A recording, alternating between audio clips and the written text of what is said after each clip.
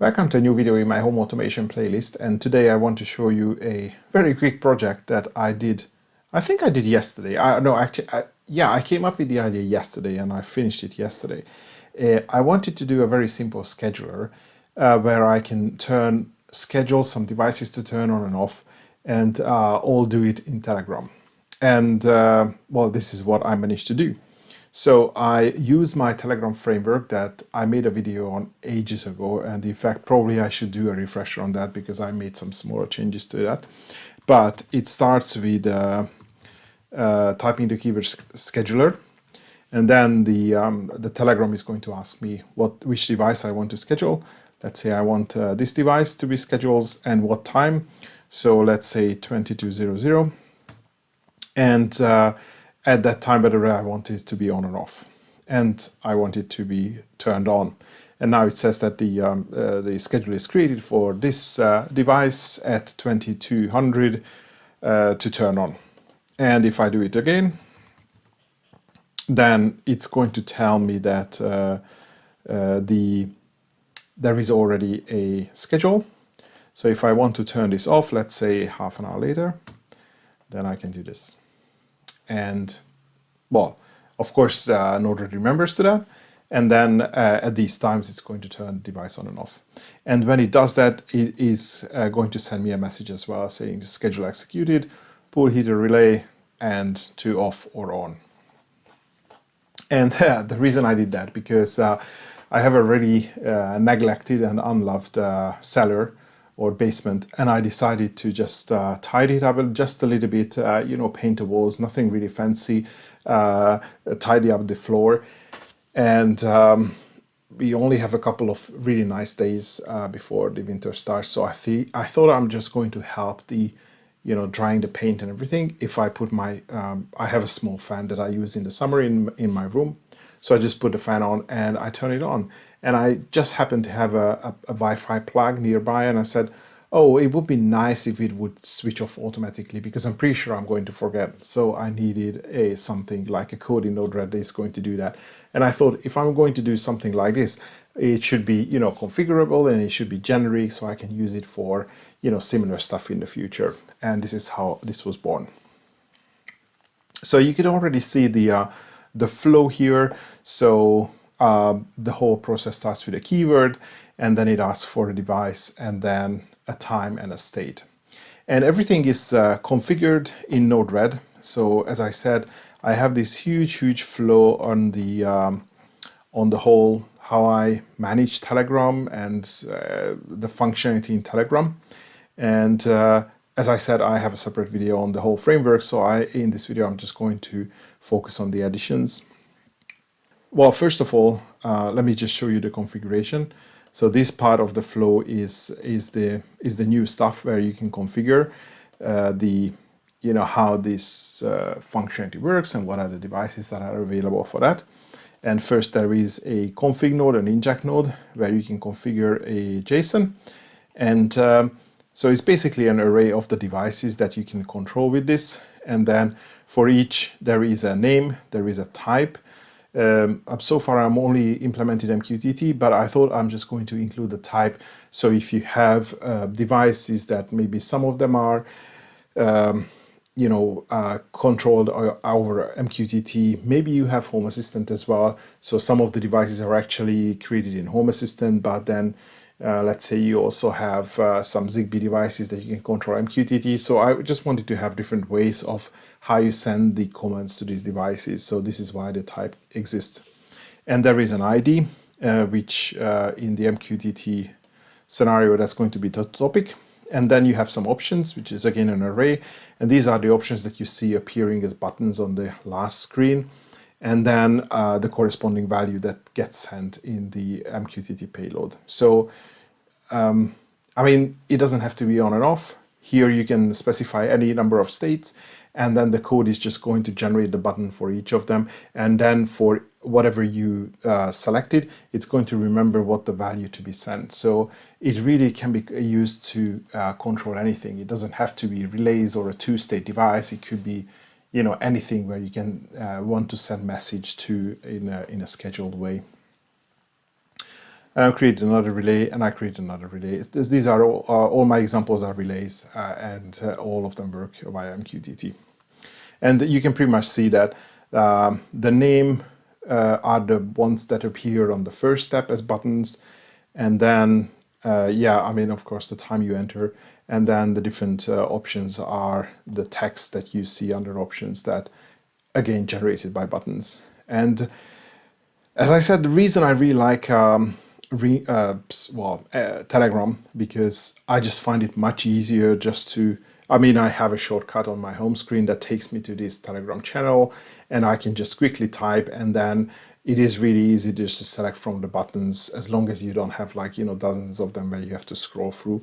But I mean, I only wanted a couple to be controllable this way. So I think it's faster than, let's say, loading a dashboard and finding the tile where you can configure something and then, you know, set a schedule.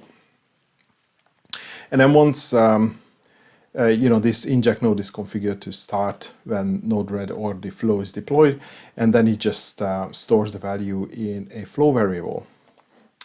And then this is the part here which actually executes the, well, it checks the things that are scheduled.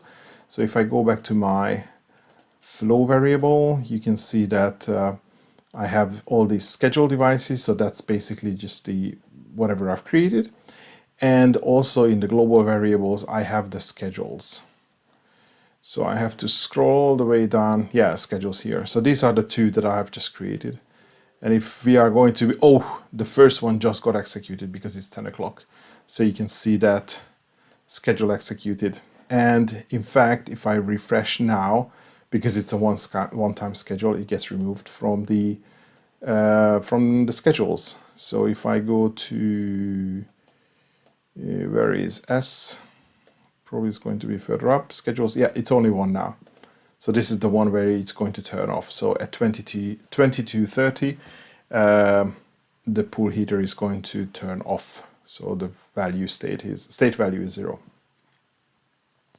So this service scheduler is checking all of these values. So it's checking every minute. It goes through the array, and then if the time matches the current time, then it's going to execute it, and it's going to just remove it from the list. So this inject node executes every minute, and then in the service scheduler, you can see is yeah, I mean, I generate this hour. You can see that I generate the time. These are actually minutes since midnight. I thought this is the easiest way to store the start time. So 22:30 is 1,350 minutes.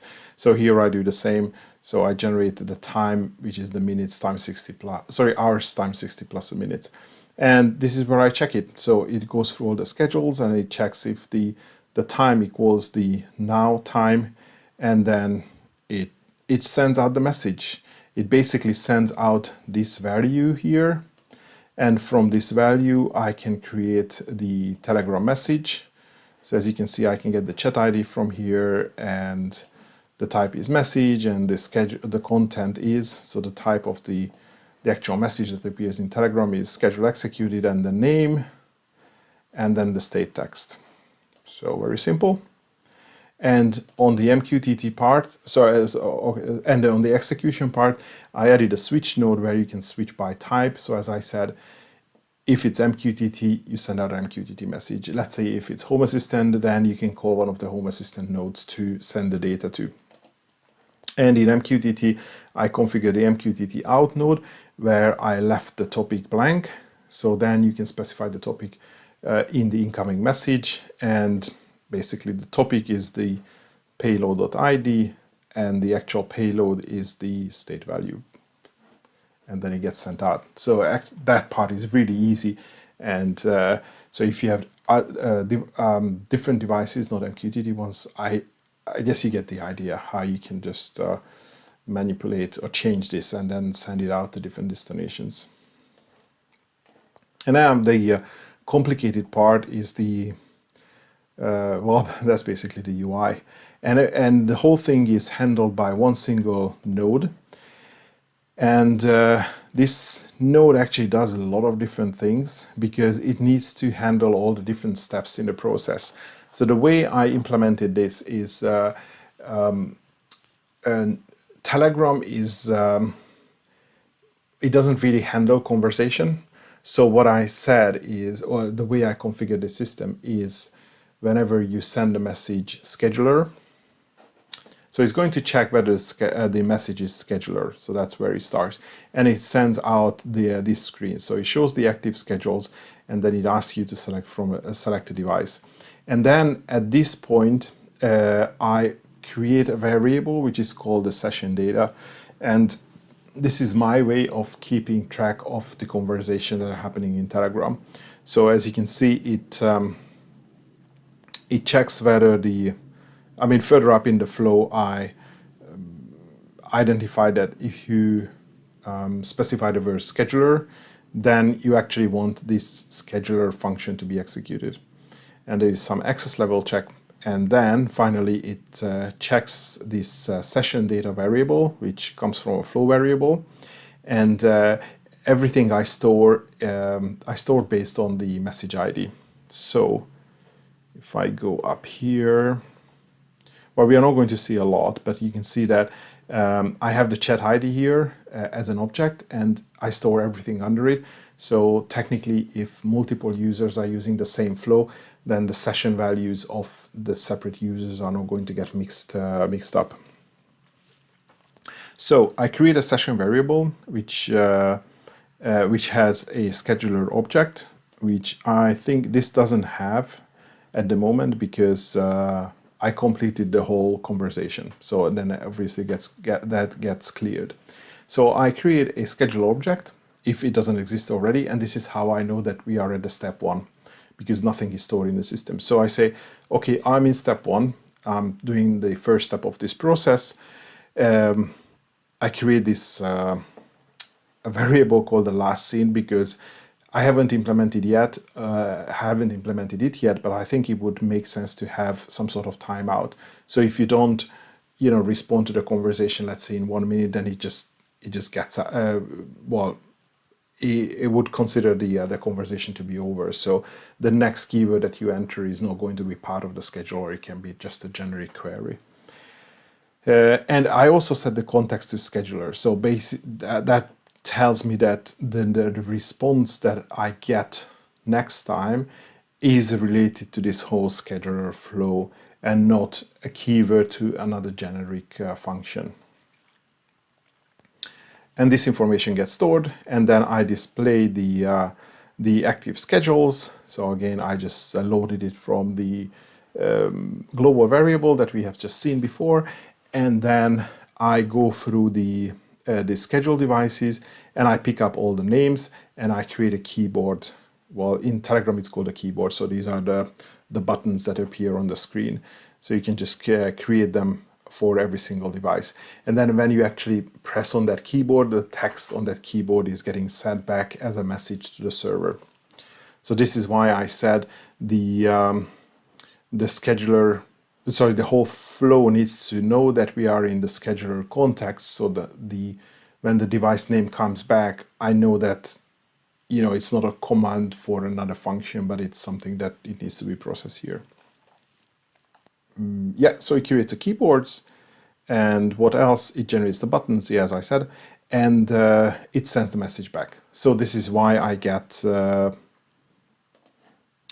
this one back. And of course, I see the buttons here. We don't see that because I've already pressed it. So as you can see, the pool heater relay 2, that goes back. And then, because I have created this session variable now, and also because I store the context scheduler, so the next message that comes back comes to this node immediately. And here I can check that if this scheduler is already executed. So up here I said that if it's not defined as yet, then I know it hasn't started. But if it exists, because I just created it here, then I know that we are in this whole flow. And if we are at step 1, or if we just executed step 1, then we need to do the second step. So in the second step, I the message.payload.content is going to contain the name of the device.